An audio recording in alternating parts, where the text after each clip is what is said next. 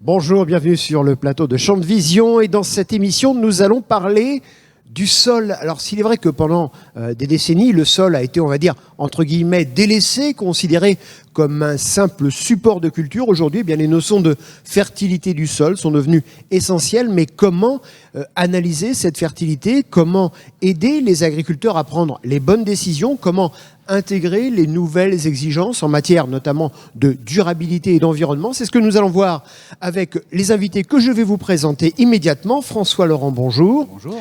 Vous êtes directeur recherche et développement à Arvalis, bien évidemment. Et parfois, d'ailleurs, on le verra, hein, la recherche et le développement consiste à reprendre des vieilles pratiques et à les remettre au goût du jour. Oui, Finalement, oui, c'est... En partie, mais en faisant bénéficier, on va dire, un certain nombre d'avancées quand même récentes en matière à la fois de technologie et de science. Comme disent certains journalistes en manque d'imagination, parfois l'innovation, c'est concilier tradition et modernité. Oui, en partie, mais enfin, n'exagérons pas quand même ce penchant. Il y a vraiment de réelles innovations dans ce domaine et qu'on essaiera de faire découvrir. Absolument. Lionel Rangeard, bonjour. Bonjour. Alors, vous êtes directeur de recherche à l'INRAE. Et puis, alors, pour savoir ce qui se passe dans notre sol, vous avez co-rédigé un livre absolument passionnant. Il y a quoi dans ce livre ? Alors, c'est un livre assez naturaliste sur la microbiologie des sols, et c'est même un atlas, puisqu'on est un des premiers pays au monde à avoir fait l'inventaire national de la diversité microbiologique des sols à l'échelle de tout le territoire. Et donc, on a fait un ouvrage naturaliste pour présenter ça à tous les publics. Et quand on voit la taille et l'épaisseur de l'ouvrage, on se dit qu'il y a quand même pas mal de choses dans nos sous-sols. Hein. Il y a beaucoup de micro-organismes en termes d'abondance et de diversité, et puis il y a beaucoup de choses à dire aussi sur eux, parce qu'ils remplissent de grandes fonctions d'intérêt pour nous.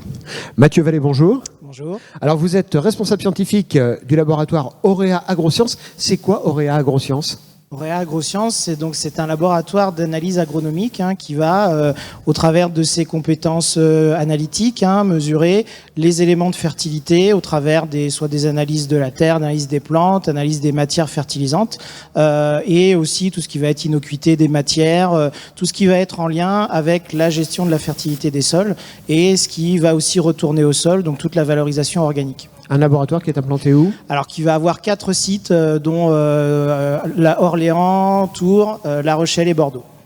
Alors, François Laurent, je vois qu'on commence avec vous et qu'on plante le décor avec, j'allais dire, c'est une question toute bête, la définition de la fertilité des sols. Effectivement, la fertilité est un terme ancien, on va dire, qui est utilisé depuis pas mal de temps, mais qui a été beaucoup rénové dans son approche par, on va dire, les approches un peu plus récentes de l'agronomie, on va dire, de l'agronomie moderne. La façon qu'on a un petit peu de l'appréhender maintenant, c'est la capacité qu'a un sol de remplir un certain nombre de fonctions essentielles, aussi bien au profit de l'agriculture, qui va produire un certain nombre de produits sur ces parcelles, que de remplir un certain nombre de services maintenant. On parle de services environnementaux, de services écosystémiques, qui soient de dépollution ou de stockage de carbone. Voilà, donc c'est la capacité d'un sol à remplir cette multitude de services. Alors, je disais en ouverture d'émission que pendant des décennies, la fertilité du sol, c'était pas véritablement une problématique. Le sol, c'était un support de culture, point final, quoi. Oui, c'est Je me trompe ou pas, ou j'exagère ? Disons qu'on avait une approche de la fertilité qui était un petit peu basée sur la chimie des sols. C'était un peu l'héritage d'un certain nombre d'approches et de la révolution qu'on avait connue au siècle dernier. Et donc, on avait une vision de la fertilité qui était essentiellement basée sur la capacité du sol, à alimenter les plantes, essentiellement. Et puis derrière, on a rajouté des couches. C'était aussi la capacité du sol, alors à être bien structuré de façon à bien avoir une fertilité physique qui lui permette de satisfaire par exemple l'enracinement des cultures. Deuxième volet. Et troisième volet qui était beaucoup moins, on va dire, travaillé, c'est la fertilité biologique.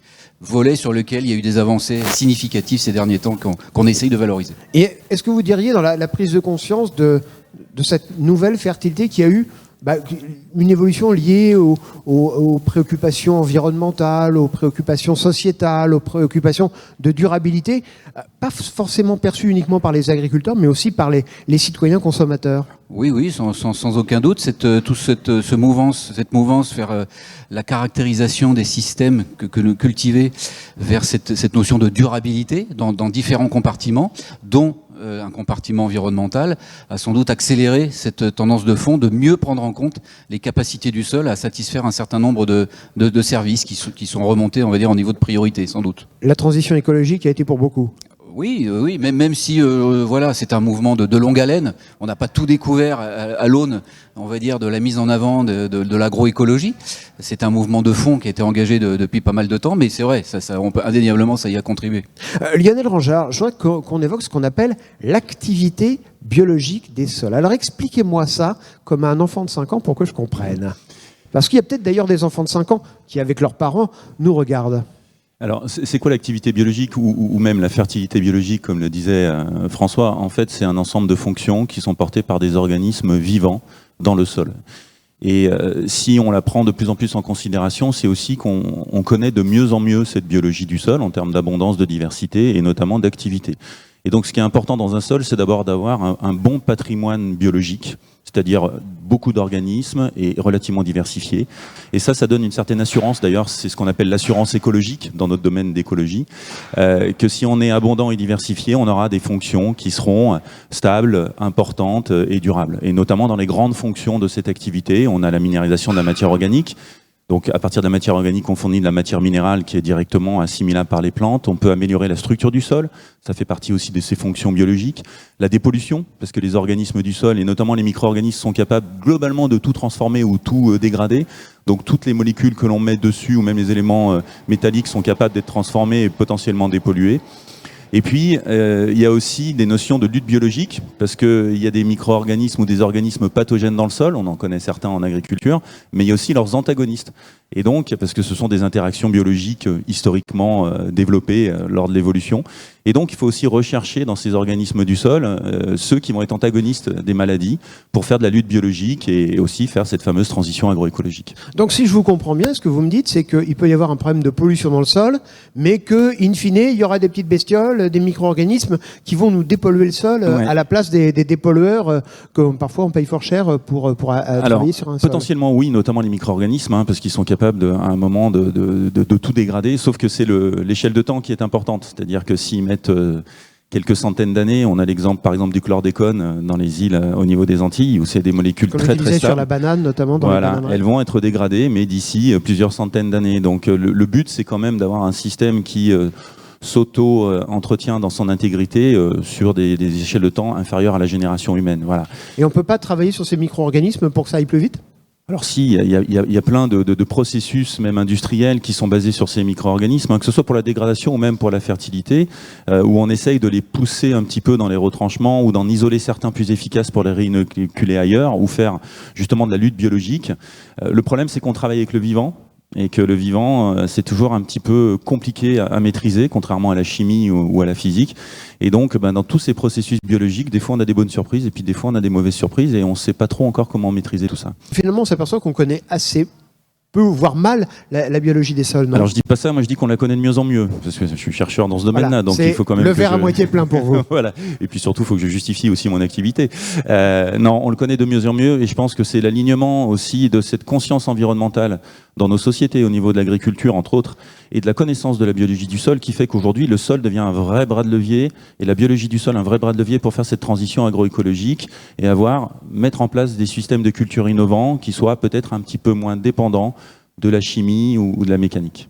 Et est-ce que vous diriez qu'il y a un changement de vision aussi du sol Je parlais tout à l'heure de support de culture, c'est aussi une notion patrimoniale maintenant. Le patrimoine vivant, c'est quelque chose d'important et quelque chose qu'il ne faut pas perdre de vue. C'est hyper important, et moi je travaille de plus en plus directement avec des agriculteurs via des projets participatifs, et en fait c'est eux qui demandent cette vision patrimoniale du sol. Nous on avait tendance à la mettre de côté, on allait directement aux activités, aux fonctions, à l'intérêt pour les productions. Et en fait, ils ont remis au centre des débats la notion de patrimoine biologique, parce que c'est leur sol. Ils ont un patrimoine initial dedans, en termes de quantité d'organismes, de diversité. Ils sont intéressés d'abord pour bien caractériser ce patrimoine et après voir les fonctions qu'il est capable d'exprimer.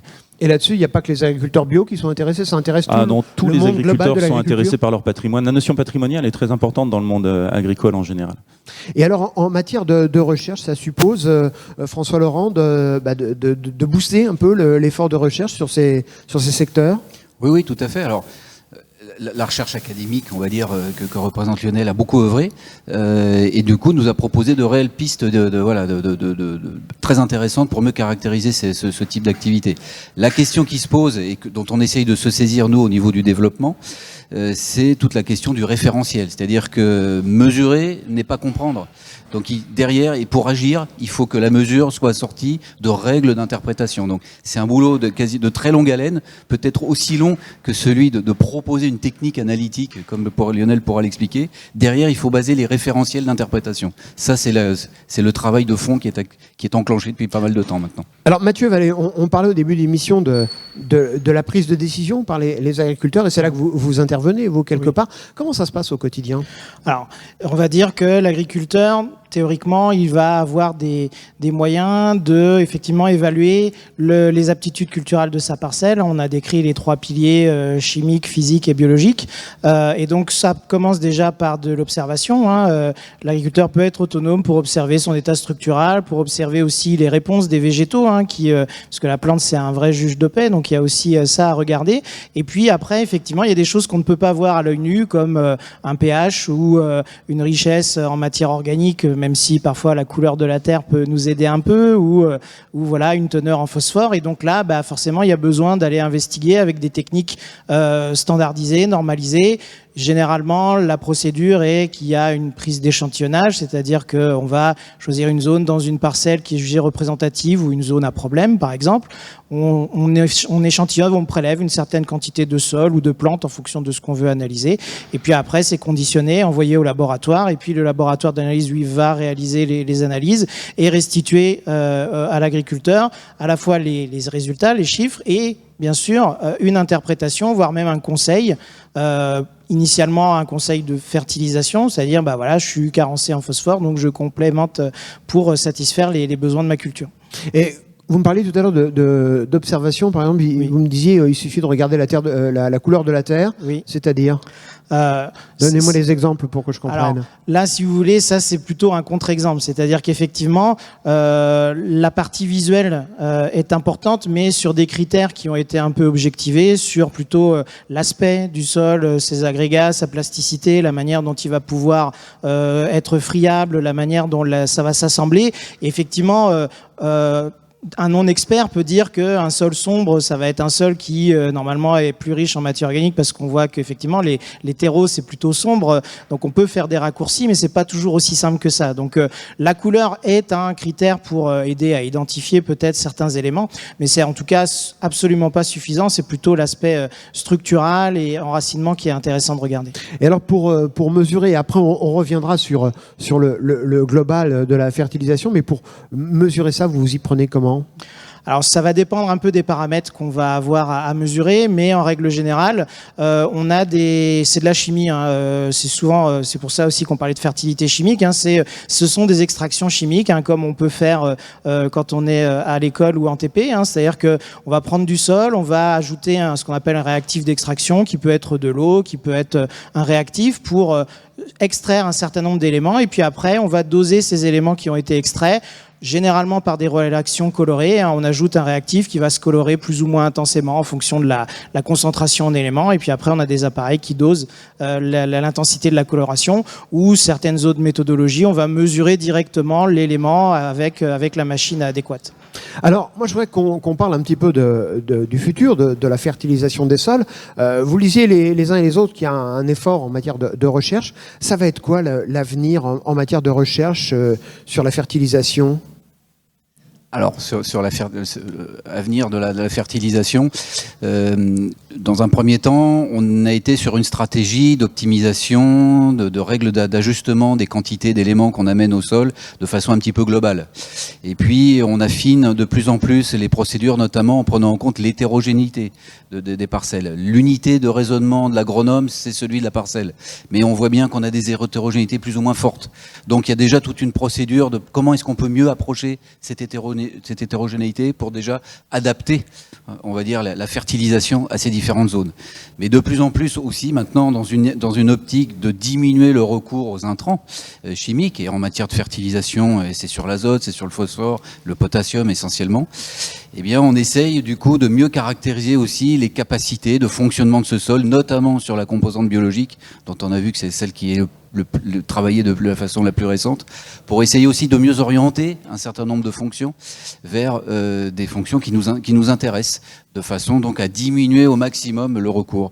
Et puis je finirai, dernier volet qui est beaucoup travaillé, pour au moins en matière de fertilisation azotée, c'est de mieux s'adapter aux conditions au jour le jour, être capable de déclencher un certain nombre d'apports absolument indispensables en fonction de ce que la plante exprime comme besoin et de ce que le climat nous permet d'assurer en termes d'efficacité. Voilà un petit peu la trajectoire.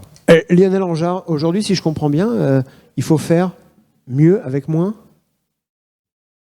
Mieux avec moins. C'est-à-dire meilleure fertilisation, mais moins d'intrants, moins de recours à la boîte à pharmacie. Alors c'est ce que prône la transition agroécologique, c'est de diminuer un petit peu la dépendance aux intrants et notamment aux intrants chimiques. Après, en termes de fertilisation ou de fertilité, c'est vrai que ça se fait déjà historiquement. En termes de biologie du sol et d'activité biologique, on prône plutôt tout ce qui est organique en termes d'apport au sol. Mais on peut faire aussi de la fertilisation par les couverts. C'est-à-dire qu'il n'y a pas que des apports, on peut aussi mettre des couverts qui peuvent stimuler l'activité biologique et nourrir les organismes du sol qui vont minéraliser la matière organique et faire de la matière minérale, notamment par des intercultures, par des rotations. Voilà. Donc il n'y a pas que le côté... Enfin, moi je suis écologue de formation et donc ça fait 20 ans que je travaille à l'INRA et j'apprends encore tous les jours sur l'agronomie et sur les techniques agricoles. Mais c'est vrai que maintenant les agriculteurs réfléchissent énormément à la couverture du sol, et c'est bien parce qu'on avait des sols trop peu couverts, quels que soient les modes de production ou les systèmes de production, et qu'on commence à mieux couvrir nos sols, et donc écologiquement, si on met de la vie au-dessus du sol, il y aura de la vie en dessous du sol, et inversement aussi. Et donc ces couverts sont une façon aussi de faire de la fertilisation. Après, il y a tout un pan de développement agronomique sur quel couvert, dans quelle localité, comme le disait François, en fonction des objectifs de production, en fonction des caractéristiques pédoclimatiques. Et c'est pas toujours évident de gérer ces couverts et surtout de leur faire exprimer les services qu'on voudrait au final. Et ce qui est vrai par exemple dans la Beauce n'est pas forcément dans les Hauts-de-France ou en Bretagne ou ailleurs. Tout à fait. On n'a pas les mêmes sols, on n'a pas les mêmes biologies du sol et puis on n'a pas les mêmes objectifs de production aussi en fonction de ça. Et ce qui est vrai, ce qui doit être distingué en fonction des pédoclimats, tel qu'on vient de le dire, doit aussi être différencié en fonction des systèmes de culture et des objectifs de production. On ne doit pas, et si on reviendra sur la caractérisation de l'activité biologique, elle doit aussi dépendre des objectifs. Quand on est dans un système en agriculture biologique, eh bien, on ne doit pas activer forcément les mêmes fonctions ou au même niveau qu'en agriculture plus conventionnelle. Donc on a tout ce travail de référencement en fonction des sols, des climats, des systèmes de production. Justement, les objectifs aujourd'hui, c'est quoi ? C'est essentiellement ce que je viens d'évoquer, un très fort investissement sur le référencement. Et puis, une fois qu'on aura fait ça, ou en parallèle, il y a aussi toute la phase de prise en main, évidemment, de ces techniques qui doivent rentrer dans la routine. Pour le moment, elles sont quand même encore en bonne partie du domaine du laboratoire de recherche. Et donc, c'est précisément, il y a un certain nombre de travaux qui ont été d'ailleurs conduits en partenariat avec les gens présents sur le plateau, qui œuvrent vers à la fois la mise en œuvre de ces techniques dans la routine et leur appropriation par les agriculteurs et les techniciens. Vous parliez des couverts, Lionel Ranjard, tout à l'heure. C'est vrai que ça aussi, on a l'impression, tout à l'heure je disais presque pour plaisanter, qu'on fait du neuf avec de l'ancien.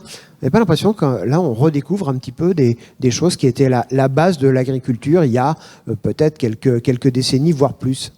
Alors je suis peut-être pas suffisamment ancien pour vous dire ça et pas suffisamment agronome aussi pour témoigner de ça, mais oui sûrement, parce qu'à un moment on ne pouvait pas gérer ces couverts et donc on était obligé de cohabiter avec certains de ces couverts, ce qu'on appelait les mauvaises herbes, les adventices plus récemment, et que maintenant on essaye de nouveau, à un moment on les a carrément éliminés et puis maintenant on essaye de recohabiter avec eux parce qu'on se rend compte que ces couverts rendent certains services et ce qu'on prenait comme assez négatif peut avoir certains effets positifs. Donc sûrement, mais comme le disait François, il y a aussi beaucoup d'innovations. Et moi, j'aimerais mettre le point aussi, c'est que la recherche académique travaille, toute l'interprofession travaille, mais les agriculteurs aussi font énormément d'innovations. Et il faut aussi aller capter l'innovation chez les agriculteurs, parce que justement, localement, ils font des choses qui arrivent à bien marcher, et il faut qu'on se nourrisse de ça aussi, pour tester aussi les services, les fonctions, et puis diffuser certains itinéraires techniques innovants qui viennent directement de la profession. Mathieu Vallée, quand je parlais de faire du neuf avec de l'ancien avec Lionel, vous dites, on a l'impression, mais qu'est-ce qu'il raconte ce journaliste ?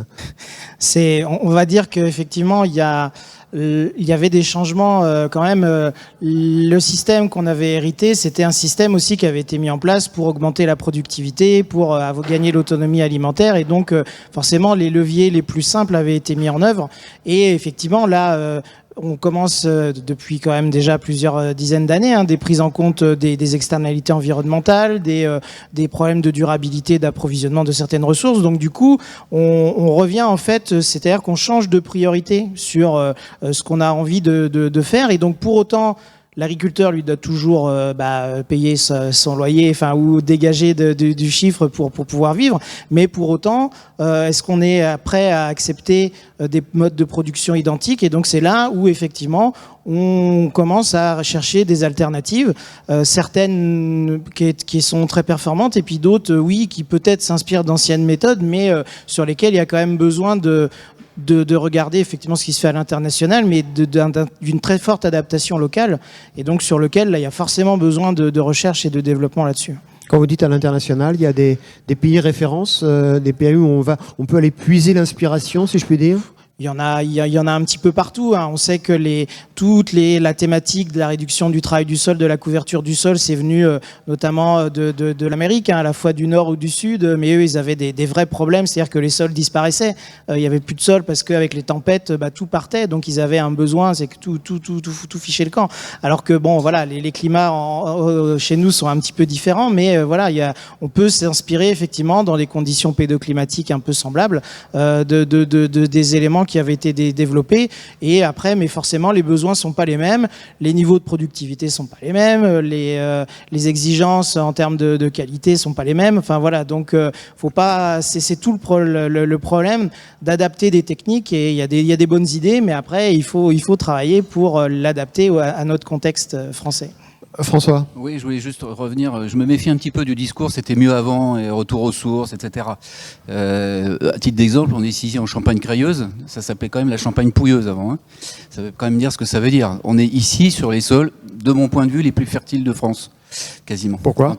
En termes de production primaire, de capacité à produire du végétal, c'est des sols de très fort potentiel en termes de productivité, ce qui montre bien que le sol ne fonctionne sans doute pas si mal que ça. Maintenant, on peut faire mieux, et sans doute avec moins, vous le citiez là, et du coup, il faut mobiliser l'agronomie moderne. C'est pas, alors bien sûr, il y a certaines des sources d'inspiration. On parlait des couverts végétaux, etc. Les engrais verts, historiquement, c'était la base, on va dire, de l'agronomie aussi du 19e siècle, la rotation triennale, où on laissait pousser un certain nombre de couverts, qu'on réenfouissait derrière, puisqu'on n'avait pas le recours à l'engrais minéral. Donc je ne dis pas qu'il n'y a pas des sources d'inspiration qui peuvent nous venir de ce qui se pratiquait avant, mais méfiance quand même. Je pense qu'il faut mobiliser tout ce que nous propose maintenant à la fois l'agronomie moderne, l'écologie, qui doit maintenant se marie avec la discipline agronomique pour aller vers des systèmes plus performants globalement, y compris sur des composantes de gestion environnementale. C'est vrai que pour vous, pour les agroécologues, ça doit être du pain béni en ce moment, parce que finalement, tout ce que vous savez, tout ce que vous avez appris, on en a bien besoin. Oui, alors après, il faut aussi rationaliser le discours par rapport à tout ça. Et puis, il ne faut pas faire rêver non plus. Et oui, parce qu'on peut prôner la biodiversité. Moi, je suis écologue de formation et j'étais plutôt dans des systèmes, on va dire, naturels. J'ai été formé dans ces systèmes-là, et donc on peut prôner la biodiversité maximum, la quantité d'organismes maximum. Mais il y a une réalité agricole avec des objectifs, avec des problématiques.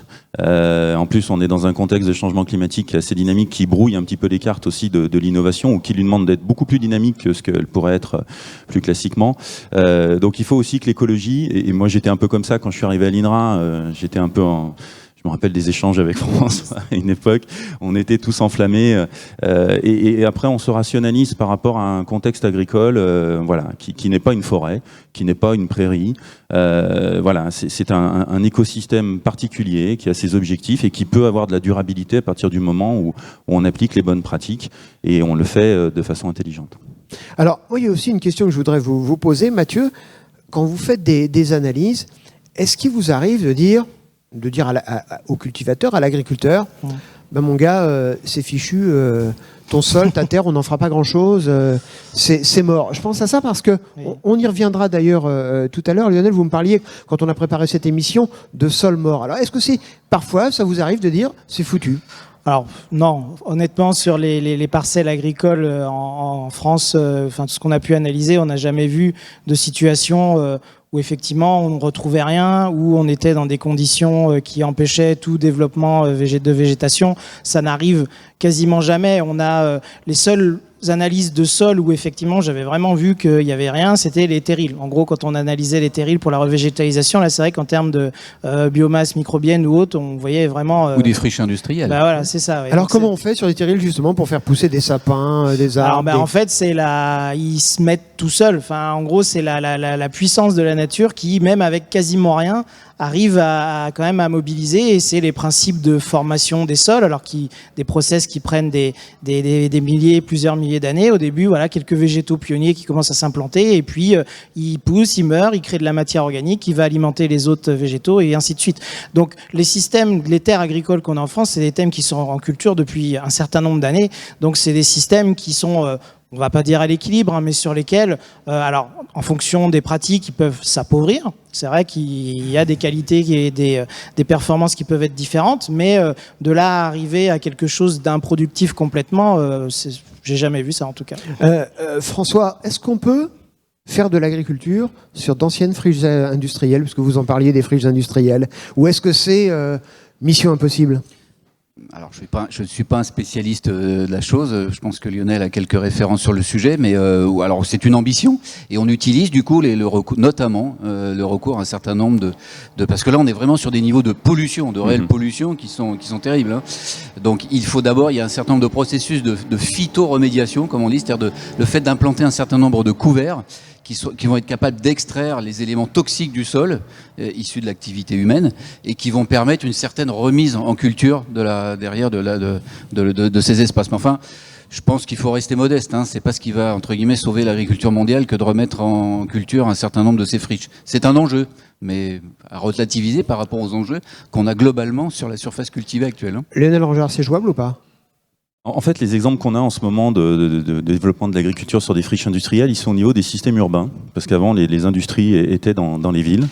Et en fait, elles ne sont plus dans les villes, et donc ça ouvre des potentiels de sol qui sont ouverts aux jardins partagés, au petit maraîchage, aux citoyens urbains qui veulent avoir un petit bout de carré de jardin. Et le problème qu'on rencontre, c'est que biologiquement, ça marche toujours un petit peu, et on amène de la matière organique, etc. Mais on a des taux de pollution qui font que généralement, dans certaines villes, et moi j'ai eu accès à certaines problématiques comme ça, dans certaines villes, on ferme ces jardins partagés parce que il y a des métaux lourds, il y a des HAP qu'on retrouve dans les produits à manger. Alors après, on préconise de cultiver certains légumes ou certains fruits par rapport à d'autres, mais les citoyens n'entendent pas, ou on leur dit de ne pas manger leur production, ce qui est un petit peu compliqué quand on fait son potager. Donc ces friches on peut industrielles, leur dire de faire des fleurs, ce qui a été le cas d'ailleurs. Vous parlez du chlordécone tout à l'heure à La Réunion. Il y a certains endroits où maintenant on fait des productions de fleurs. Voilà, mais certaines villes enlèvent le sol et remettent du nouveau sol, du sol moins pollué, ce qui coûte extrêmement cher. Donc avec ces friches industrielles, alors heureusement ce sont des petites surfaces, hein, c'est pas la majorité des sols en France, mais on a un vrai problème historiquement de pollution et de concentration de pollution qu'on n'a pas l'habitude de voir dans un sol agricole et qui ne gêne pas d'actualité. Et alors, en préparant cette émission, vous m'avez dit, il y a un concept, c'est les sols morts. Alors c'est quoi un sol mort? Parce que là, pardonnez-moi, c'est juste un tout petit peu flippant. C'est bien un concept que je ne prône pas, c'est justement qu'il n'y a pas de sol mort en France. Voilà. Enfin, et moi, je n'ai jamais... on entend des discours à droite, à gauche, les sols sont morts, et on stigmatise beaucoup l'agriculture là-dessus. C'est pour ça que je posais la question à Mathieu tout à l'heure, en disant, est-ce qu'il y a des endroits où... Alors, tout n'est pas rose non plus. Moi, j'ai jamais étudié de sol mort, surtout d'un point de vue microbiologique, hein, donc des organismes très petits, très diversifiés, qui étaient là au tout début de la vie, et qui seront là bien après nous sûrement.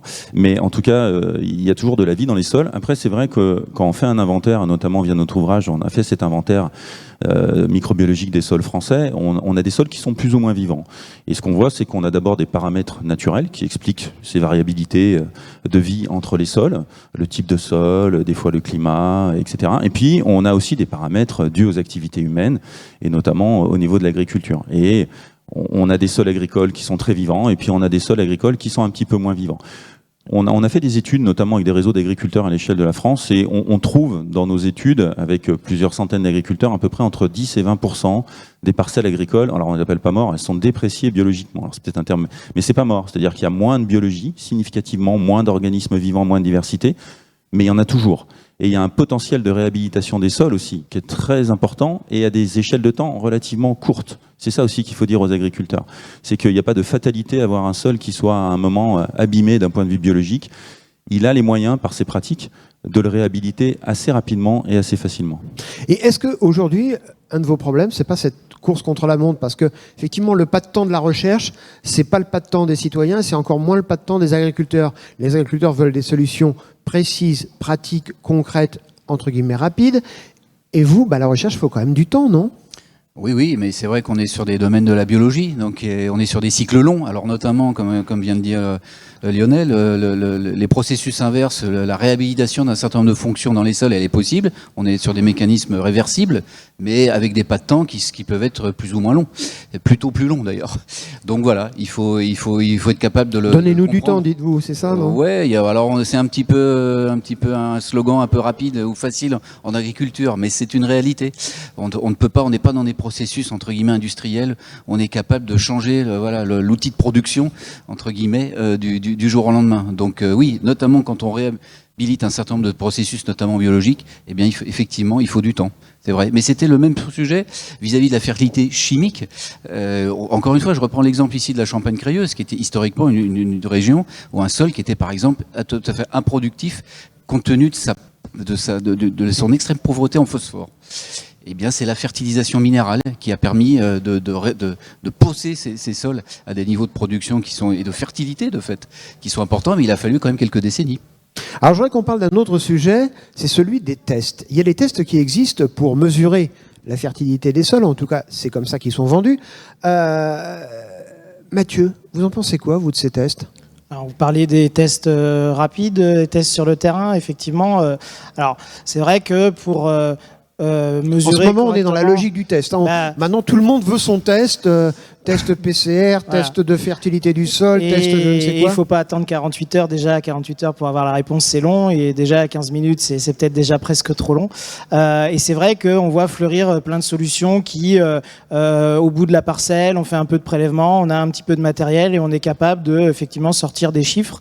Il faut rester prudent. C'est des méthodologies qui peuvent se montrer pertinentes, notamment pour évaluer de l'hétérogénéité au sein d'une parcelle. C'est-à-dire, ça reste des processus qui vont mobiliser des réactions chimiques ou des réactions biologiques. Donc, il y a une certaine rigueur à avoir pour la mise en place de ces tests, comme effectivement pour les tests PCR. C'est simple, mais il faut bien aller chercher dans le fond du palais tout ça. Enfin voilà. Donc là, c'est pareil. Il faut respecter un certain nombre de pratiques pour qu'ils soient pertinents, et il faut pas forcément leur faire dire plus que ce qu'ils ne le peuvent, parce que on sait que les conditions environnementales, la température, la manière dont on va prélever ou autre vont impacter sur les résultats. C'est le métier des laboratoires de maîtriser l'ensemble de ces éléments, et au bout de la parcelle, notamment par des temps comme aujourd'hui où il fait bien chaud, voilà, est-ce que l'appareil va être forcément bien calibré ou autre? Donc ça peut être très pertinent en termes de pédagogie pour montrer des extrêmes. C'est-à-dire que oui, ça va être capable de dissocier des situations extrêmement différentes.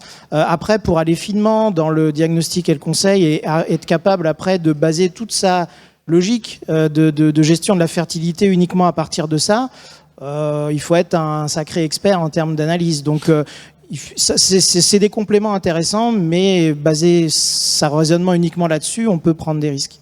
Lionel.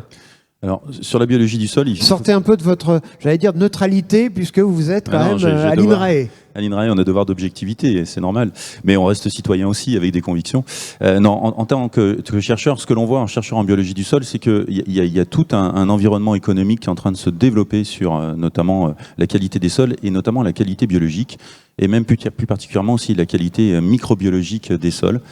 Et je vais reprendre ce qu'a dit tout à l'heure un peu François. Il y a deux choses dans un test, ou ce qu'on pourrait appeler même un diagnostic. Il y a l'outil qui mesure. Et ça, globalement, il y a des choses assez robustes qui existent et qui sont transférées assez rapidement à des laboratoires de prestation. Et puis, il y a le référentiel d'interprétation. C'est comme une analyse de sang. Si on mesure votre taux de globules rouges, mais qu'on n'est pas capable de le comparer à une cohorte de patients qui sont similaires à vous et en bonne santé, on n'est pas capable de vous dire si vous êtes en bonne santé ou pas. C'est pareil pour les sols. Et ce qui manque aujourd'hui beaucoup dans tout un peu ce business qui est en train de se lancer, et de façon un peu excitatoire, c'est les référentiels d'interprétation. et des référentiels d'interprétation qui soient à des échelles locales. Le but, c'est pas de vous comparer avec un sol de l'autre côté de l'Atlantique ou même dans un autre pays d'Europe, puisque là on est sur des pédoclimats différents, et même dans une autre région de France, c'est d'avoir presque des référentiels locaux qui nous permettent d'interpréter la qualité d'un sol et surtout sa qualité biologique. Donc c'est très bien. Moi je vois ça d'un côté positif parce que je me dis voilà, ça brasse, on en parle, mais après il faut aussi rationaliser tout ça. Et si j'avais un petit conseil à donner aux agriculteurs qui sont un peu démarchés, sûrement au quotidien par maintenant ce genre de société, c'est essayer de prendre celles qui ont un ancrage dans la recherche académique. Je prône pas pour ma chapelle, mais un petit peu quand même, et qui a justement un devoir d'objectivité et de rigueur scientifique. Et si les choses sortent de la recherche académique, qu'elle soit française ou internationale, eh ben vous aurez un peu plus de chances d'avoir des outils robustes et des référentiels d'interprétation. François Laurent. Oui, un petit commentaire sur ce que vient de dire Lionel, parce que la difficulté qu'on a sur ce référentiel, c'est la diversité à la fois des sols qu'on a en France, des climats. C'est pas seulement un slogan, c'est prouvé. Quand on regarde les cartes de sol, les cartes pédologiques, la diversité de nature de sol en France, elle est supérieure à la majorité des sols européens. On a cette chance, couplée avec une diversité des pratiques derrière, et qui va être croissante. On a parlé tout à l'heure d'insertion de plus en plus fréquente de couverts végétaux, de modification de régime de travail du sol. Tout ça, c'est des éléments qui vont complexifier la combinatoire de toutes ces pratiques et pour lesquels, à chaque fois, comme le dit Lionel, localement, il nous faudra un minimum d'éléments robustes d'interprétation. Donc c'est ce qui fait un peu le défi. Mathieu. Et du coup, c'est ça qui prend du temps aussi. On disait il faut du temps pour mettre en place les pratiques innovantes, mais du coup, il faut du temps aussi pour construire les référentiels. Ceux qu'on a pour les analyses de fertiminéral, ils ont pris peut-être plusieurs dizaines d'années à être concaténés. Bon voilà, est-ce qu'on a vraiment le temps d'avoir 20 ans d'acquisition de références? Ça fait presque 20 ans que tu as commencé le travail, donc on voit que c'est des pas de temps qui sont aussi pas toujours compatibles effectivement avec les patents, vous disiez, qui sont attendus aujourd'hui. Donc, c'est là où on peut dire oui, on a une solution analytique qui existe et on est capable de sortir des chiffres, mais ces chiffres-là, voilà, si on n'est pas capable de les asseoir et de relier ça après à du conseil pratique, eh bien, ça peut être mal interprété. Lionel. Non, juste une précision sur ce que disait François, on se renvoie bien la balle, c'est que la France est le 3e pays au monde en termes de diversité des sols, derrière la Chine et le Brésil, indépendamment de la surface du territoire. Donc ça montre toute la diversité qu'on a en France et c'est une chance parce que ça nous permet justement, en étudiant des sols français, d'avoir des référentiels qui sont très variables et qui couvrent une large gamme de variabilités, qu'elles soient en termes de sol, de biologie et même de pratiques agricoles. Après, je ne voudrais pas donner une note trop pessimiste quand même. On a beau dire ça va être long, plus d'accord, mais on y bosse quand même, comme des dingues. Donc, j'imagine bien. Donc voilà, donc il y a des choses. On ne va pas attendre d'avoir couvert la totalité de cette diversité pour commencer à raconter des choses basées sur une certaine rationalité. Et donc voilà. De toute façon, on y travaille. Ces référentiels, il faut les initier. À un moment, il faut dire bon, là, on est capable de commencer à faire un diagnostic. C'est relativement et ils sont boulimiques, c'est-à-dire qu'ils s'auto-alimentent au quotidien et ils s'améliorent, un peu comme de l'intelligence artificielle. Mais ça, c'est un autre. C'est de la data, en fait, c'est une question de data. C'est une question. Alors la data, oui, et de la bonne data aussi, parce qu'il faut de la bonne qualité de data aussi, c'est-à-dire qu'il faut faire des référentiels avec des choses que l'on vérifie en termes de qualité, d'origine et de robustesse, quoi. Alors une dernière question, parce qu'on va arriver pratiquement à la fin de cette émission. C'est quoi aujourd'hui la promesse que l'on fait aux agriculteurs? C'est avec tout ça, avec tout ce que nous faisons sur la fertilisation, vous allez produire plus, ou est-ce que vous allez produire mieux, vous allez plus vous inscrire dans de la durabilité? Alors, sur la biologie du... Pardon François. Sur la biologie du sol, nous, on n'a jamais promis que la biodiversité était synonyme de productivité, même si, d'un point de vue écologique, il y a des démonstrations qui sont faites en prairie, en forêt, etc. Mais en fait, c'est vraiment synonyme de durabilité, c'est-à-dire d'une stabilité. Si on a une bonne qualité biologique du sol et qu'on a une bonne productivité, c'est quelque chose qui va durer dans le temps. Si on a une bonne productivité mais une mauvaise qualité, notamment biologique du sol, on sait qu'à un moment, le système va décrocher. Et voilà, donc c'est plutôt en termes de durabilité. Après, si on est dans des systèmes où il faut augmenter la productivité parce qu'on doit réhabiliter, là, on est dans une autre dynamique.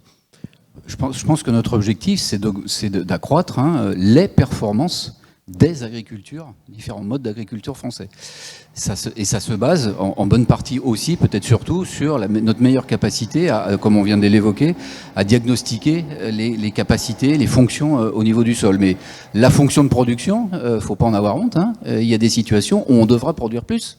Et puis il y en a d'autres où on devra produire différemment, ou parce que les attentes des marchés aussi, parce que quand même, l'agriculture a des marchés à satisfaire, eh bien, elle devra aussi avoir recours à d'autres pratiques parce que la demande est d'une autre nature.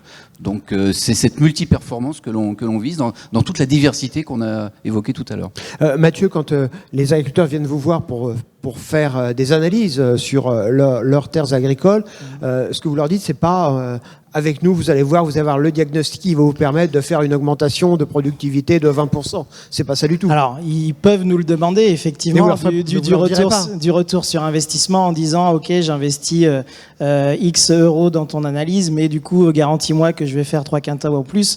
Non, bien sûr, ça fonctionne pas comme ça. Nous, effectivement, on donne les outils pour évaluer les performances de la parcelle, identifier les facteurs limitants, et éventuellement amener des solutions correctives pour lever ces facteurs limitants. Alors parfois, qui sont des vrais facteurs limitants de production et donc qui permettent d'avoir des augmentations, mais comme l'a dit Lionel, on va plutôt partir sur une notion de sol comme un capital qu'il faut entretenir.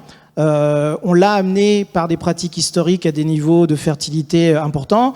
Les pratiques de fertilisation qui à Champagne ne peuvent plus se faire aujourd'hui pour des raisons économiques, agronomiques ou autres. Donc l'objectif d'aujourd'hui, c'est plutôt d'être dans de l'entretien, mais dans l'entretien raisonné et effectivement, quand il y a des opportunités, essayer d'améliorer les choses. Mais bien entendu, on ne peut pas s'engager, parce que quand bien même on a le diagnostic le plus précis possible, on fait toujours un instantané et on est extrêmement dépendant de la climato, et tant qu'on n'a pas des modèles qui sont capables de prédire le climat sur une année culturelle, on sera difficilement capable de s'engager. Alors en conclusion, à tous les trois, je vais vous poser une question qui va sans doute vous paraître naïve. La fertilisation de demain, ce sera quoi ? Ce sera une fertilisation multiple, mobilisant différentes sources. On était plutôt sur une ressource minérale. Il va falloir avoir recours, déjà valoriser la ressource organique, qui est abondante. Ressources organiques, qu'elles soient via le recyclage donc de ces produits organiques, mais via aussi le recyclage de couverts végétaux. Donc c'est une combinaison, une combinatoire. Mais faut pas se leurrer, on ne pourra pas se passer dans la majorité des cas, et encore pour un certain temps, de cette combinaison avec de la fertilisation minérale. Mais vraiment réglée au petit poil, si j'oserais dire. Voilà. Lionel, même question, la fertilisation de demain ? Alors moi je suis pas agronome, donc je vais pas donner des solutions, mais je vais dire c'est celle qui entretiendra le patrimoine biologique du sol. Donc essentiellement quand même à base organique par rapport à nourrir ces organismes vivants. Mais on peut penser qu'à l'INRA, vous, dans les laboratoires, vous êtes en train de travailler déjà sur des choses, ou certains de vos collègues travaillent sur des projets, des idées ? Bien sûr, il y a beaucoup de sites expérimentaux qui sont mis en place depuis déjà 10-20 ans sur justement ces amendements organiques en comparaison des amendements minéraux, et puis aussi sur les intercultures, les couverts végétaux. Et Mathieu, on termine avec vous. Alors vous, la fertilisation de demain chez Auréa ? C'est une fertilisation en fait qui ne se raisonne plus uniquement pour elle-même, mais qui se positionne à l'intérieur de l'ensemble des leviers agronomiques de l'exploitation, qui doit se raisonner en fonction de la rotation, en fonction de la gestion des couverts, en fonction du travail du sol, et donc qui aujourd'hui c'est le levier fertile unique, mais avec la mobilisation d'indicateurs biologiques, d'indicateurs physiques, de visualisation plus complète de l'exploitation, permettra de s'intégrer dans le raisonnement global des pratiques culturales. Et de effectivement choisir peut-être une année, favoriser tel aspect, peut-être réduire sur un autre, mais parce qu'on aura une vision beaucoup plus globale et générale de l'ensemble des leviers qui gèrent cette fertilité pour les sols agricoles. Eh bien, merci beaucoup, messieurs, d'avoir participé à cette émission. J'espère que vous en avez appris beaucoup plus sur la fertilisation, la fertilité des sols. En tout cas, sachez que, eh bien, ici, au Cultural, on en parle au quotidien jusqu'à demain soir. Et n'oubliez pas une chose, que l'agriculture de demain, elle s'écrit ici et maintenant. À bientôt.